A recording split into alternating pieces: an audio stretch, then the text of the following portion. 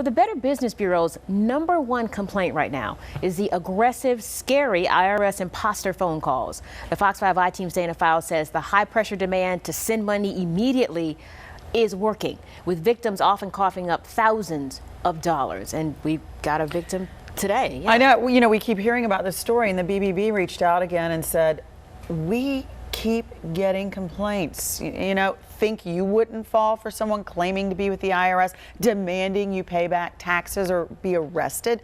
Don't be so sure. It's so prevalent because it works. Law-abiding, bill-paying citizens just don't want to risk any trouble with the IRS. So listen in to one of those calls. My name is Dispatcher Rodriguez from the Federal Bureau of Investigation from the FBI of Georgia. The FBI? That's correct, with the 911 investigating team. Did you catch that? The 911 investigative team with the FBI of Georgia? There's no such thing.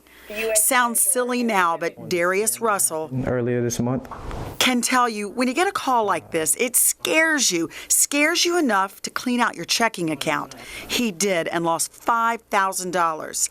Yeah, $5,000. I don't want to lose my job being put in jail for something, so I'm saying maybe this isn't right, but at the same time it was convincing enough. Darius Russell didn't tape his imposter IRS call, but he can tell you this sounds a lot like the one he got. All yours, you're gonna lose your job. His phone call followed a similar script. I couldn't work in the state of Georgia anymore, or the state of Ohio and the state of Georgia, since my taxes were done in Ohio at that time. A man on the other end with a foreign accent said this 27-year-old owed the IRS money. He actually transferred me to a lady saying whoever did your taxes in 2014 made some very crucial mistakes and that you owe this amount of money, which was $5,000. Yes, he was suspicious. Of course he was. This is a smart young man. He's working hard in sales, but listen what got him. She kept trying to say, I want to help you get out of this, but there's already been a federal warrant and they're actually,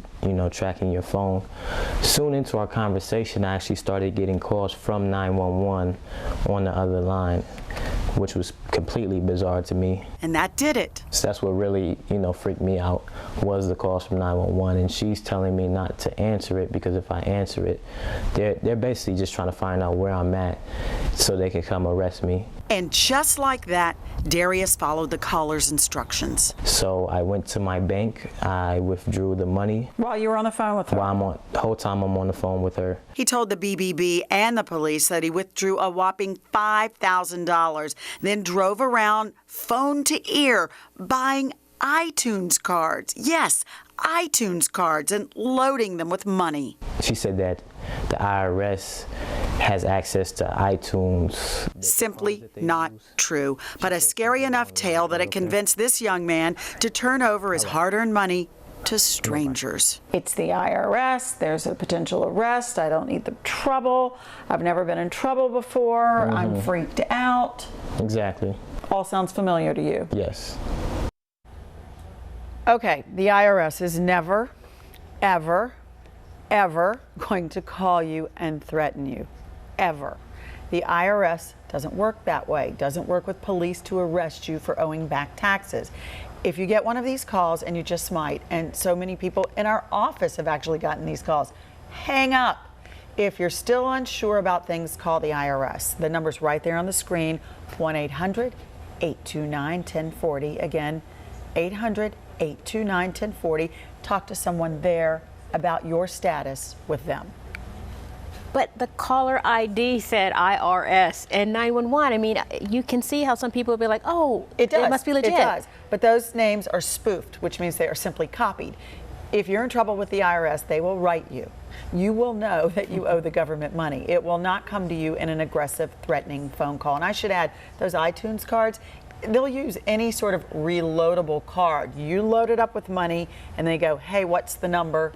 You give them the number, they drain it, they walk away. Here's the other aha moment. He's 27 years old. Everyone thinks it's senior citizens who are being scammed. We're talking equal opportunity across the board. This is a young guy who's starting out his career. He's doing really well for himself, and he was panicked. he doesn't make enough money at this point in his life to be behind in his taxes by $5,000. You know what I mean? But he didn't know that. His friend did him the year before. He thought, oh gosh, maybe my friend made a mistake. He just didn't know. And he's coming forward to tell his story because he wants to put a face to it, and he wants to say, folks, it can happen to anybody. Wow. Be careful. All right, Dana, thank you. And Darius, thank you as well. Yeah.